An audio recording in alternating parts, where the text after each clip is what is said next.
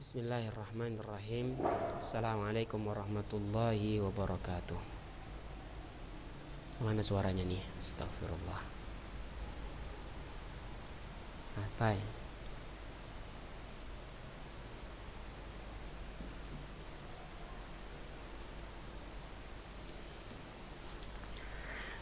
Alhamdulillahi ala ihsanih wa syukru lahu ala taufiqihi wa amtinanih.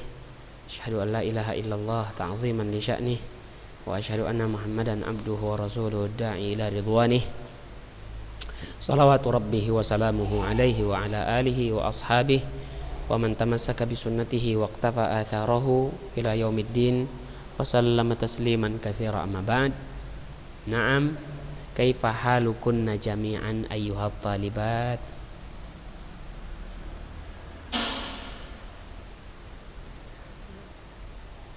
Ana bi khair walhamdulillah. Naam. Alhamdulillah, puji syukur kepada Allah Azza wa Jal yang masih memberikan kita kesempatan untuk melanjutkan pelajaran kita pada siang hari ini. Perlu antuna ketahui sebelum kita lanjutkan pelajaran bahwa sekarang sudah bulan 11, yang mana sebentar lagi antunna akan menghadapi ujian akhir. Sahih? Ujian akhir semester. Jadi berhubung hari-hari tersebut sudah mulai dekat, maka Ustadz ingatkan kepada antunna semua untuk untuk mempersiapkan segala hal yang penting, seperti pelajaran yang belum diringkas, pelajaran yang belum difahami ditanyakan. Nah, ini yang perlu Ustadz sampaikan. Adapun setelahnya nanti insyaallah seperti biasa soalnya juga 5 ya dalam ujian tarikh fikih. Adapun ujian kemarin itu bukan Ustadz yang buat soal ya. Bukan Ustadz yang buat soal. Jadi untuk ujian ke depan itu Ustadz yang akan buat soal. Insyaallah soalnya enggak terlalu sulit. Udah sampai mana pelajaran kita ini?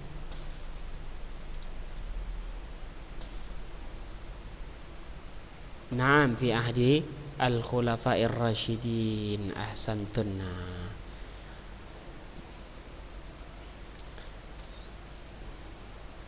Kemarin terakhir sebelum kita lanjut ke fikih fi ahdi khulafa'ir rasyidin, ini sudah kita jelaskan secara ringkas ya. Fikih di masa Rasulullah sallallahu alaihi wasallam. Sahih atau tidak? Sahih. Naam.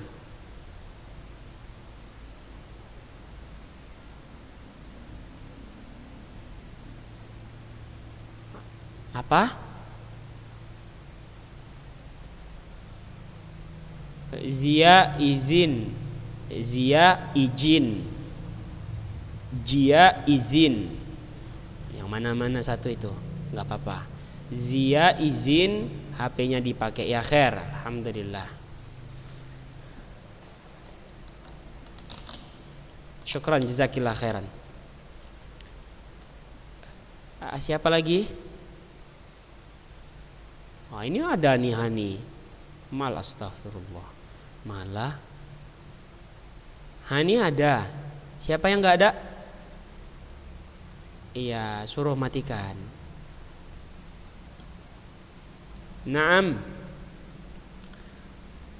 Ada lagi?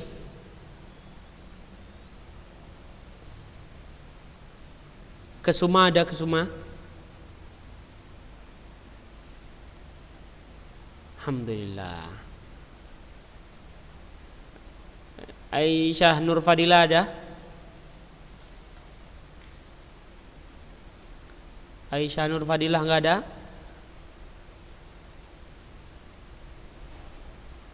Maujudah atau ghair maujudah? Tayyib. Apa kabarnya? Beritanya, apakah dia udah nikah atau melahirkan atau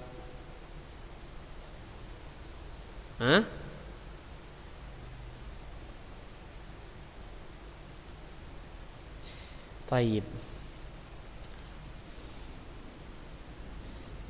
Kita masuk ke al-faslu tsani al-fiqhu fi ahdi al-khulafa'ir rasyidin, yang mana fikih di masa ini mulai dari tahun 11 sampai tahun 40.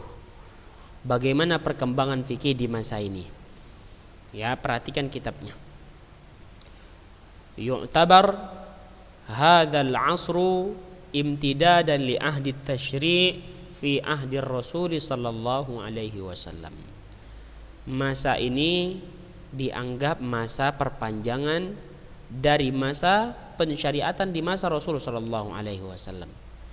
Jadi di masa Khulafaur Rasyidin ini bagaikan perpanjangan masa di zaman Rasul sallallahu alaihi wasallam. Lianna Rasul sallallahu alaihi wasallam, mengapa demikian? Karena Rasul sallallahu alaihi wasallam awsa bi sunnatihi wa sunnatil khulafa'ir rasyidin min ba'dih. Karena Rasul sallallahu alaihi wasallam sendiri mewasiatkan kepada umatnya untuk berpegang teguh kepada sunnahnya dan juga kepada sunnah para khulafa'ur rasyidin setelahnya. Jadi masa khulafa'ur rasyidin itu bagaikan perpanjangan masa at-tasyri' di masa Rasulullah sallallahu alaihi wasallam, pensyariatan di masa Rasul. Jadi apapun yang terjadi di masa Khulafaur Rasyidin berupa fikihnya, amalan-amalan ibadahnya, maka itu bagaikan sama saja seperti di masa Rasul, yang perlu diamalkan oleh umat Islam, yang harus diamalkan umat Islam. Haitsu qal, sebagaimana di dalam hadis Nabi sallallahu alaihi wasallam, alaikum bisunnati wa sunnatil khulafa'ir rasyidin al-mahdiyyin min ba'di, addu 'alaiha bin nawajid wa iyyakum wa muhdatsatil umur. Wajib atas kalian untuk berpegang teguh dengan sunnahku dan juga sunnah para khulafa'ur rasyidin al-mahdiyyin yang terdahulu min ba'di, setelahku. Addu 'alaiha bin nawajiz, gigitlah sunnah tersebut dengan gigi geraham kalian. Tayyib, ini kalau nggak salah sudah kita jelaskan. Sahih atau la? Betul atau tidak? Sampai mana pembahasan kita?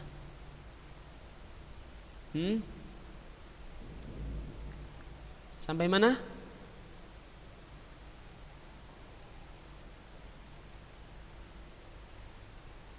Halaman 61. Jayid. Halaman 61 sudah selesai. Sekarang halaman 62.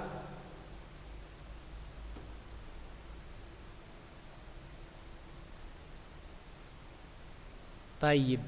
Halaman 62. Perhatikan, enggak apa-apalah kita ulang lagi. Waqal, dan Nabi sallallahu alaihi wasallam juga bersabda, iqtadu bil khalifataini min ba'di Abi Bakar wa Umar. Ikutilah dua khalifah, dua pengganti setelahku, yaitu Abu Bakar dan Umar radhiyallahu anhuma. Wa laisa ma'na hadza annahum yusyarri'una ma lam yashra'hu Allah. Bukan maknanya mereka ini, para khulafaur rasyidin ini, membuat syariat baru apa yang belum disyariatkan oleh Allah azza wajalla. Itu salah. Itu salah, pemahaman yang seperti itu salah. Wa innama liwafrati ilmihim wa sa'ati ihatatihim bima kana alaihi Rasul sallallahu alaihi wasallam wa li shiddati tamassukihim bima jaa'a anhu tulibal iqtida'u bihim. Akan tetapi maksud Nabi perintahkan untuk mengikuti mereka karena apa? Bukan karena mereka bisa mensyariatkan apa yang belum disyariatkan oleh Allah azza wajalla, bukan. Akan tetapi karena liwafrati ilmihim, karena banyaknya ilmu mereka dan luasnya pengetahuan mereka tentang apa saja yang dilakukan oleh Rasul sallallahu alaihi wasallam, tentang apa saja sunnah-sunnah Rasul sallallahu alaihi wasallam, wali syiddati tamasukihim, dan juga karena kokohnya pegangan mereka terhadap apa yang datang dari Rasul sallallahu alaihi wasallam. Untuk itu tulibal iqtida'u bihim, Nabi memerintahkan untuk mengikuti mereka. Jadi ibaratnya mereka yang lebih tahu tentang Rasul sallallahu alaihi wasallam daripada umat-umat setelahnya. Makanya kita diminta untuk mengikuti mereka. Fahadha Abu Bakrin yaqul, maka ini Abu Bakar radhiyallahu anhu berkata, ayyu ardin tukilluni wa ayyu sama'in tudhilluni in qultu fi kitabillah ma la ilma li bih. Perhatikan perkataan seorang sahabat yang paling mulia di muka bumi ini. Paling mulia, nomor 1, nomor wahid. Berkata Abu Bakar radhiyallahu anhu, bumi mana yang mampu menjagaku? Langit mana yang bisa menaungiku jika aku katakan in qultu fi kitabillah, jika aku katakan terhadap kitabullah, di dalam kitabullah apa yang aku tidak memiliki ilmu tentangnya. Maksudnya apa? Tidak mungkin Abu Bakar radhiyallahu anhu akan berbicara sekehendak dirinya, semaunya, tanpa ada ilmu tentang kitabullah. Tentu tidak. Karena apa? Tidak akan ada bumi yang bisa menjaganya, tidak akan ada langit yang bisa menaunginya. Maksudnya suatu saat kapanpun dia bisa terkena mara bahaya kalau dia berani-beraninya berbicara tanpa ada ilmu tentang kitabullah. Berarti apa yang keluar dari Abu Bakar radhiyallahu anhu itu pasti ada dasarnya dari Rasulullah sallallahu alaihi wasallam. Sehingga Abu Bakar radhiyallahu anhu berani berucap demikian. Itu perkataan Abu Bakar. Ini bukti kuatnya, pegang teguhnya Abu Bakar radhiyallahu anhu terhadap sunnah Rasul sallallahu alaihi wasallam. Maka tidak heran mengapa Rasul sallallahu alaihi wasallam perintahkan kita untuk mengikuti Abu Bakar, untuk mengikuti Umar radhiyallahu anhuma. Perhatikan, wa hadza Umar yaqul, dan ini juga Umar radhiyallahu anhu berkata, perhatikan. Ittahamur ra'ya 'ala ad-din wa innar ra'ya minna huwa dhann wat takalluf. Mereka menuduh logika, akal pikir sebagai landasan agama. Wa innar ra'ya minna huwa dhann wat takalluf. Sesungguhnya logika atau pikiran itu dari kami itu sebagai prasangka dan hal yang mempersulit saja. Maksudnya apa? Apa maksud Umar radhiyallahu anhu berkata demikian? Maksudnya agama bukan dibangun di atas logika, bukan dibangun di atas akal pikiran. Karena akal pikiran itu hanya prasangka seseorang saja, hanya akan memberatkan seseorang saja. Akan tetapi agama itu dibangun di atas dalil, di atas Alkitab wa sunnah, Al-Quran dan sunnah Rasul sallallahu alaihi wasallam. Sehingga benarlah perintah Rasul sallallahu alaihi wasallam untuk umatnya agar mengikuti Abu Bakar dan Umar. Karena Abu Bakar dan Umar tidak ada menggunakan akal pikiran mereka di dalam agama ini. Yang mereka lakukan apa yang berasal dari Rasul sallallahu alaihi wasallam, apa yang berasal dari Al-Qur'anul Karim. Wa hadza Ali bin Abi Thalib. Perhatikan Ali bin Abi Thalib juga bagaimana perkataannya. Lau kana ad-dinu bir-ra'yi lakana asfalal khuffi aula bil mashi min a'lah. Ali bin Abi Thalib berkata, yang perkataannya ini sangat pas ditulis dengan tinta emas untuk di zaman sekarang, terlebih untuk di zaman sekarang. Apa maknanya? Sekiranya agama ini dibangun di atas logika, di atas pikiran, di atas akal, lakana asfalal khuffi aula bil mashi min a'lah. Maka niscaya mengusap bawah khuf. Khuf tahu khuf? Khuf adalah alas kaki atau yang semisal dengannya seperti kaos kaki di zaman sekarang. Maka niscaya mengusap bawah alas tersebut, alas khuf tersebut itu lebih pantas ketimbang mengusap atasnya. Maksudnya bagaimana? Ali mengatakan bahwa di dalam permasalahan khuf, ketika seseorang mengenakan khuf yang semisal dengan khuf yaitu kaos kaki, maka Nabi SAW perintahkan seseorang ketika dia tidak mampu untuk melepasnya, baginya untuk mengusap atasnya saja, bukan mengusap bawahnya. Perintah Nabi SAW. Ya, Ali mengatakan kalau agama ini dibangun di atas logika, maka seharusnya mengusap bawah yang mana orang menapak dengan khuf tersebut, menginjak tanah, menginjak segala macam, maka itu lebih pantas untuk diusap ketimbang atasnya. Toh mengapa Nabi perintahkan untuk mengusap atasnya? Ini bukti yang kuat bahwasanya agama sama sekali tidak dibangun di atas logika. Maka jika seseorang sudah mulai berbicara di dalam agama atas logika atau akalnya, maka dia akan menunggu kesesatan, kehancuranlah yang akan dia dapatkan. Maka benarlah arahan Nabi SAW terhadap umatnya untuk apa? Untuk mengikuti khulafaur rasyidin. Paham? Kenapa demikian? Karena mereka yang paling paham tentang agama ini. Mereka yang paling kuat pegangan mereka terhadap sunnah Rasul SAW, terhadap apa yang dibawa oleh Rasul SAW, baik dari Al-Quran atau sunnah Nabi SAW. Mereka tidak akan menyelisihinya. Nah, demikianlah makna dari perintah Rasul untuk mengikuti mereka. Bukan maknanya mereka membuat syariat baru. Waqad salakal khulafa'ur rasyidun ridwanullah alaihim tariqatan muthla fi istinbatil ahkamil fiqhiyah lil qadayan nazilati alaihim. Perhatikan. Dan sungguh para khulafa'ur rasyidun telah meniti jalan yang patut untuk dicontoh.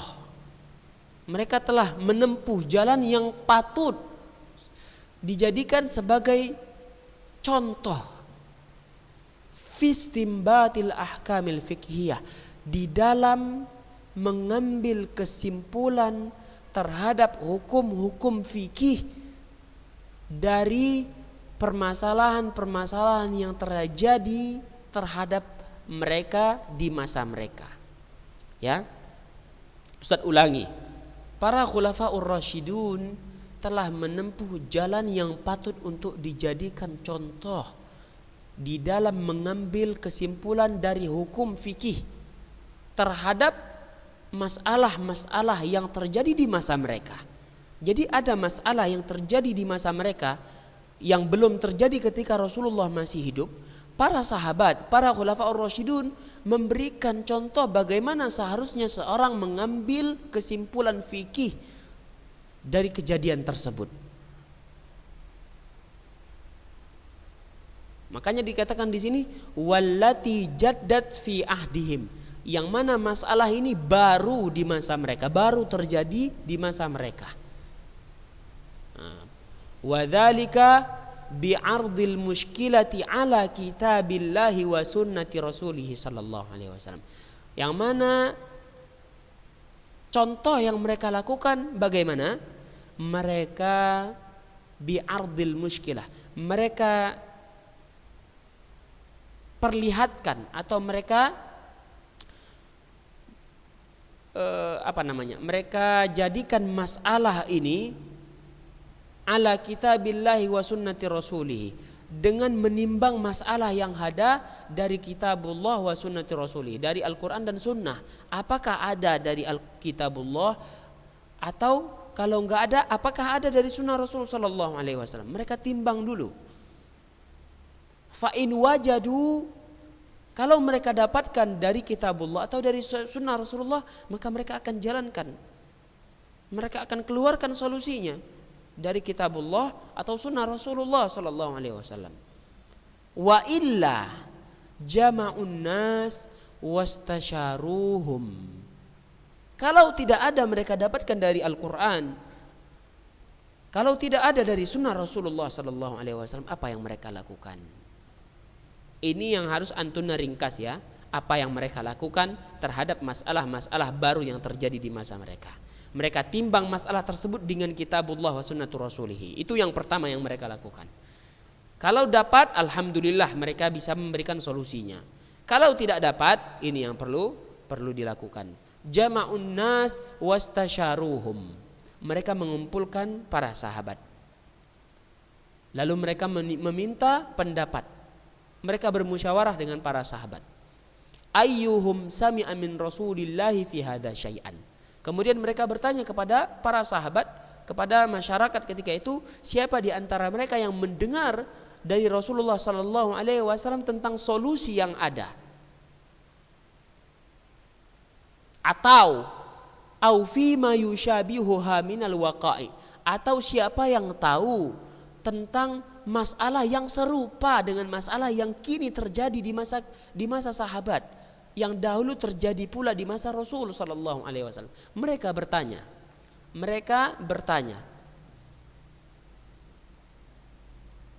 Ya, ibaratnya di masa sekarang mereka bereksperimen dengan bertanya kepada para sahabat.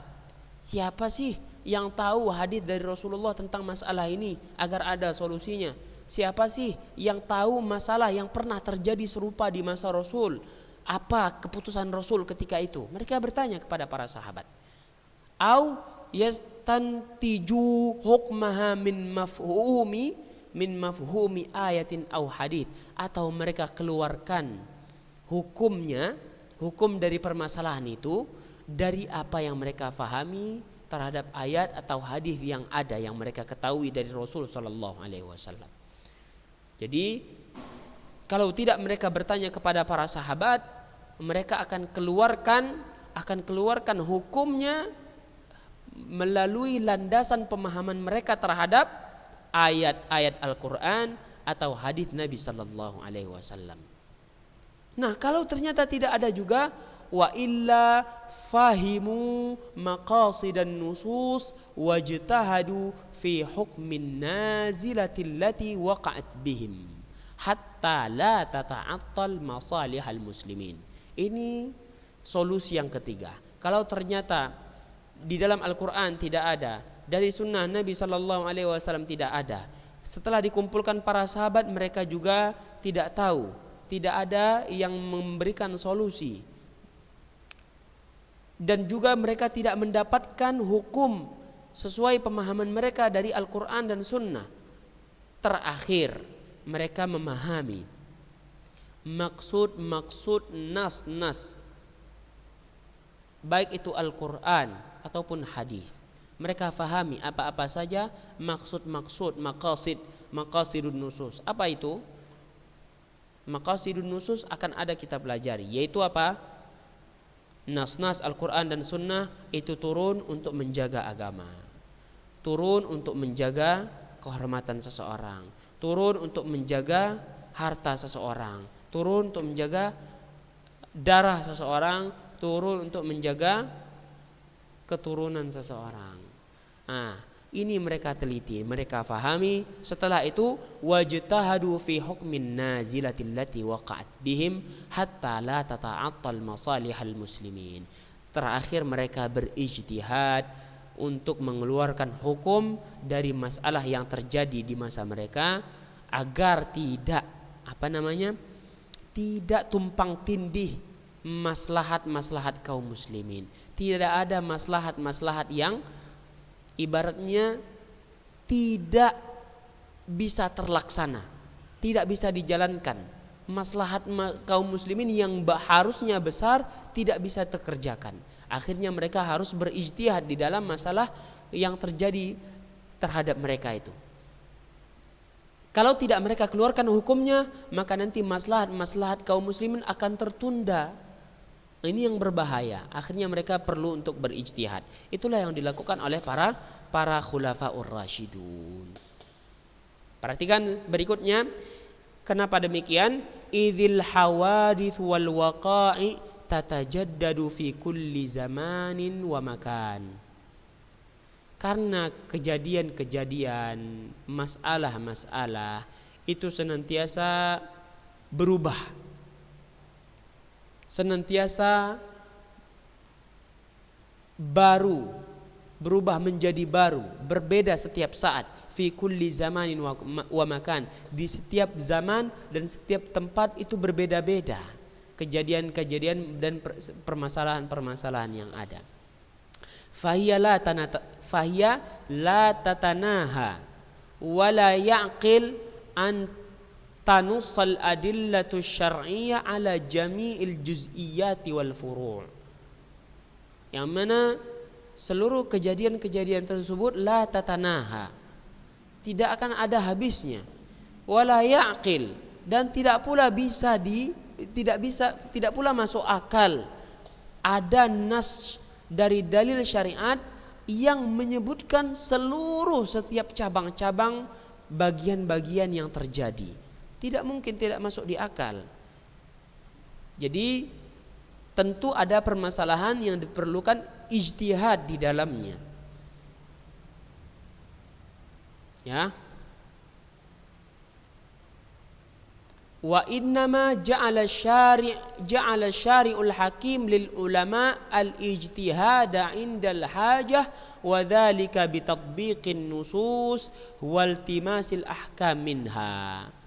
Maka dari itu, karena permasalahan itu senantiasa ada terus, permasalahan-permasalahan baru terus berdatangan, maka tidak mungkin secara logika, secara akal ada dalil syariat yang terus datang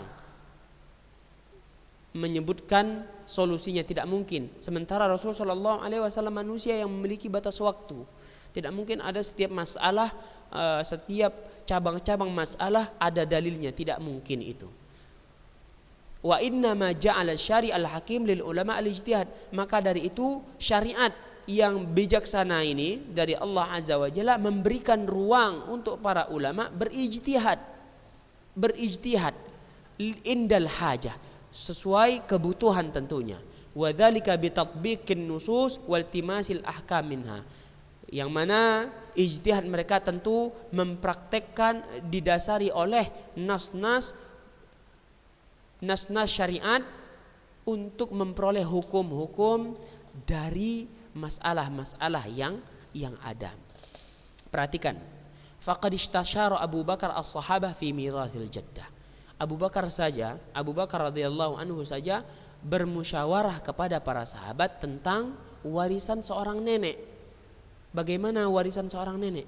Abu Bakar bermusyawarah kepada para sahabat, apalagi di zaman kita sekarang.